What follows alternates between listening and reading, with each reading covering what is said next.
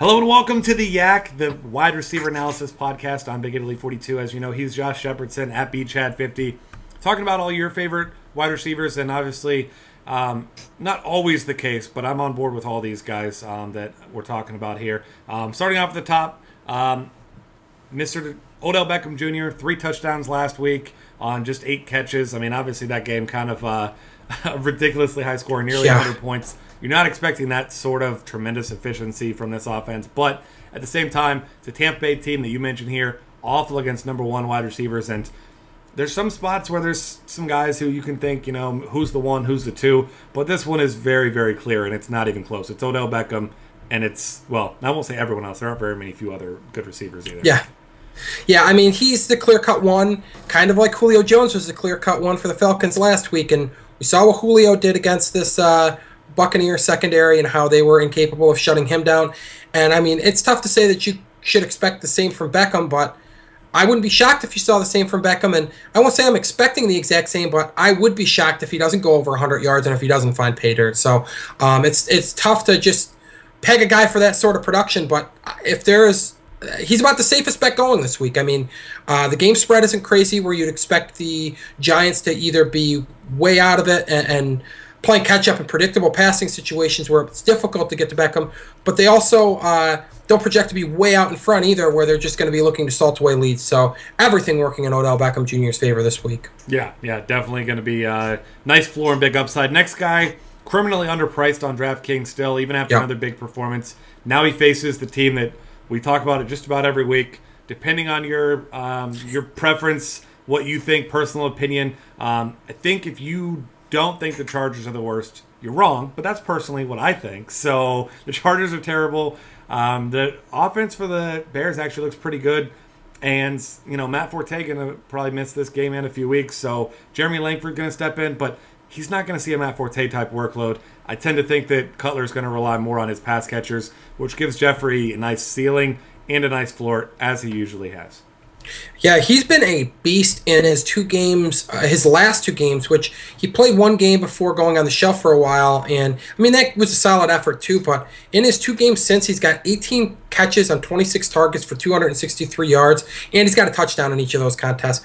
Chargers, another team that cannot defend number 1s, and this is another team where there's no question who the number 1 is.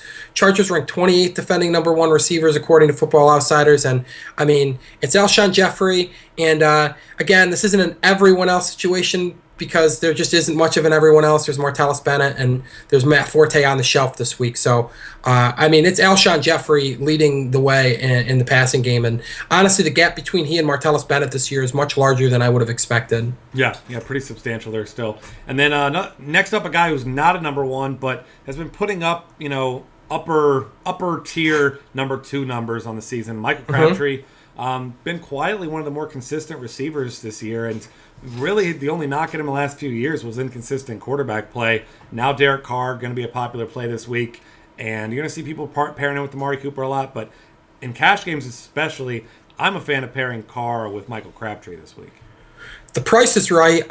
This is a case where not only is DraftKings snoozing on upping his price, where he's only $4,900 despite his production this year. FanDuel's sleeping too. He's under $6,000 there. He's priced like Michael Crabtree from last year or the season before, not like the Michael Crabtree this year, who's on pace for 90 receptions, to surpass 90 receptions and 1,100 yards receiving. I mean, that's very good production. I would say Michael Crabtree made the right decision to bank on himself and sign a 1-year deal and hit free agency again next year because he's certainly going to be a much hotter commodity next offseason than he was this one. Yeah, absolutely. Next up, Stevie Johnson, guy who's stepping into a bigger role due to an injury, obviously. Keenan Allen, but he went out like a hero, caught a touchdown pass as he got his spleen lacerated, or I'm sorry, his kidney, whatever it was. But got to imagine that's pretty painful, but definitely big-time kudos to Keenan Allen. Most times guys take a significant injury like that and didn't catch the ball. So Keenan Allen, definitely number 1 on the injury chart as far as production during injury. But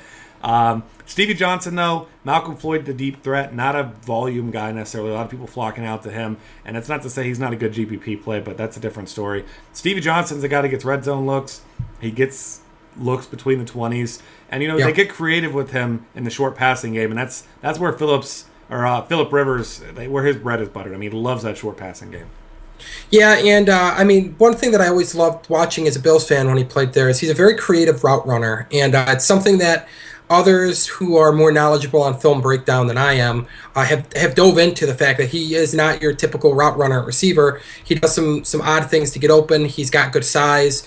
He's got fairly good hands throughout the game where he dropped the game winner against the Steelers, which that'll always be one of my favorite quotes after the game, but that's another story. But he steps into a more prominent role with Keenan Allen down, and while I think they're going to do some creative things, maybe run some 2 tight end sets, probably involve Danny Woodhead a little bit more, maybe even rely on the running game more. They're still going to air it out. I mean, Phillip Rivers has thrown more passes than any other quarterback this year, and those balls have to go somewhere. So with Antonio Gates still nursing an injury, I think Stevie Johnson is in line for a fairly productive game, and I think there's a little bit more ceiling there than some are willing to give him credit for. Yeah, and I mean, Phillip Rivers wants to win something. It's not going to be a Super Bowl this year, so you might as well set yourself some records in the process. Next up, Julio Jones, listed here as a GPP play, and rightfully so, because this game could turn really ugly really quickly.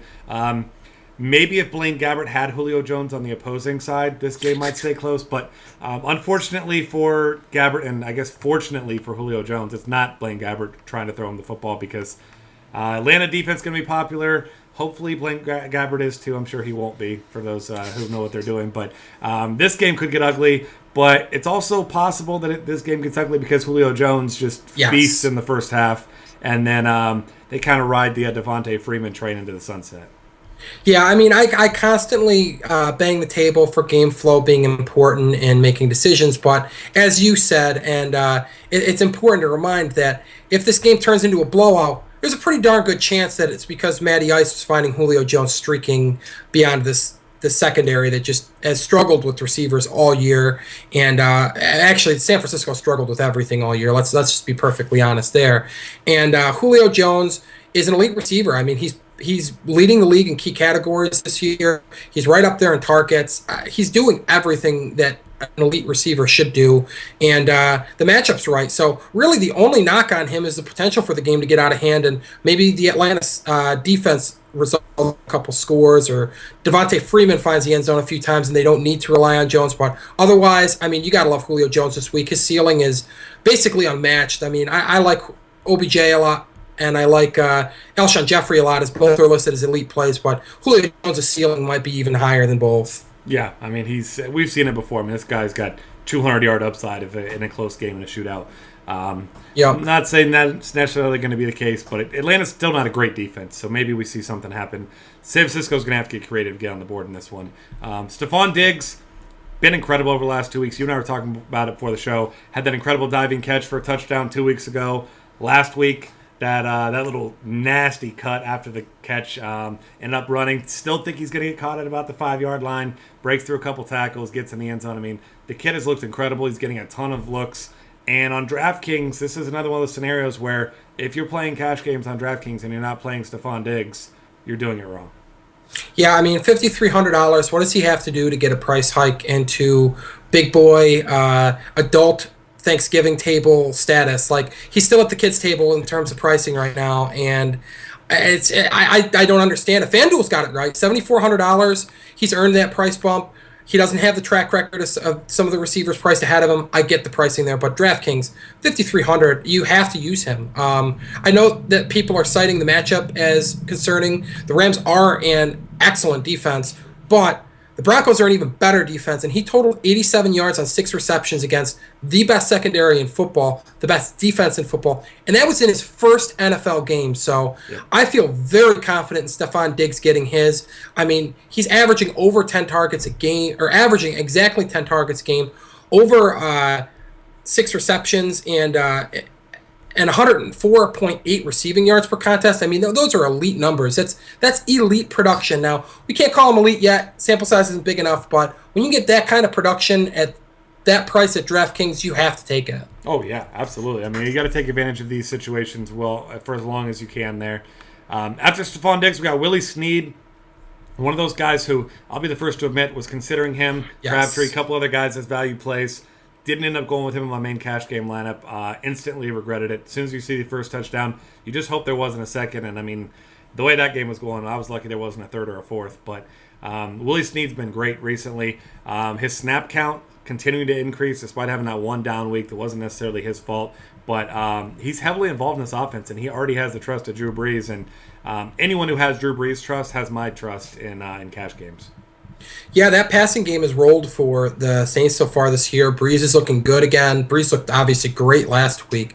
And Snead has been one of his favorite targets this year, trailing only Brandon Cooks, or I'm sorry, only Brandon Cooks in targets and receiving yards, and trailing only Cooks and Benjamin Watson in receptions this year. So he is heavily involved in a passing game that airs it out frequently. So really like Snead this week. He's a little bit dinged up, didn't practice on Wednesday, but it doesn't sound like there's really any concern that he's going to miss this contest. I'm guessing it's more of maintenance. You certainly don't need to run him into the ground during the week if he's banged up. Get him the rest. As long as he doesn't have any setbacks the rest of the week, then he looks like a great play. And the nice thing about Snead is, while his price tag is low like that of Stefon Diggs on DraftKings, it's also low on FanDuel. He's gotten almost no price hike on FanDuel. Just $6,100 remains an absolute steal there. Yeah, absolutely. I mean, he's been a guy who's just been crushing his value a lot of weeks. Last up, your golden play of the week, and I'm kind of on board with this. Wasn't a guy that I was really thinking about much, but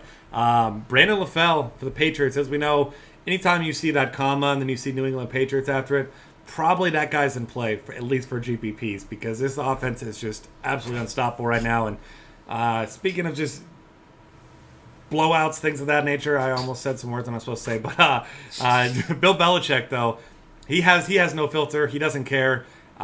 He has been known to just lay down and just crush teams. And if there's a situation where they could win this game by 30, 40 points, I mean, I wouldn't be stunned. And I know you're a fan of LaFell getting his hand in this one. I mean, no team has a higher over-under total this week than New England's 33. Not only does no team have a higher over-under total, it's not even close. The Saints check in at 28 points. They're second in over-under total. That's a 5-point gap. That's almost a touchdown gap between the second highest, and first highest team total of the week. That's just unheard of. That's remarkable. And this is a team that isn't afraid to keep their pedal to the metal through a game, even when they're blowing teams out. They have no desire to take the air out of the ball and appease opposing defenses and let up on them. They're going to give you what they want to give you. They're going to do what they want to do. And if you can't stop them, tough luck. Yeah, they don't care. And this is a game that odds makers expect to get out of hand. It's a game that I expect to get out of hand. Patriots are the biggest favorites at 14 points. And, I mean, if ever there were a time for Bill Belichick to treat a game like a practice, this would be it. And Brandon LaFell, since he's only played in 2 games this year, just recently off the PUP list, he's got some rust to shake off. He dropped 6 passes in his first game, was much better in his second game. This is a game-time situation where LaFell can get actual game work to shake off rust. If they're blowing out the Redskins, there's absolutely no reason for them not to up his usage, get him a little bit more reps in actual game situations. I think this is a perfect situation for LaFell to really get up to game speed, get into midseason form after just 3 contests. This will be his 3rd contest. And at 3,200 on DraftKings and 5,200 on FanDuel, this is about the cheapest piece of that gigantic total that you would want anything to do with. And, I mean, look at what he did last year. We see what LaFell's ceiling is working with Tom Brady. Set career highs in receptions, receiving yards, and touchdown grabs last year. Flirted with 1,000 yards receiving. This is a guy who has some upside, and the matchup is right. Yeah, absolutely. So I'm going to put you on the spot here right before we get out of here. Who wins by more points, Bengals or Patriots? I will take the Patriots based on the Bill Belichick running the score up factor. Okay. If the Bengals were interested in doing the same, it'd be a little bit tougher call. But Marv just doesn't seem to have that step on the throat and choke a team out in him quite like Bill does. He's been on the opposite side of that one way more often, and at the hands of Bill Belichick even most times they play. So either way, that's going to wrap things up for the week for wide receiver analysis. Find us on Twitter at DF Cafe. Subscribe to our YouTube channel. We've got lots of other great content for NFL, NBA, and everything else at dailyfantasycafe.com.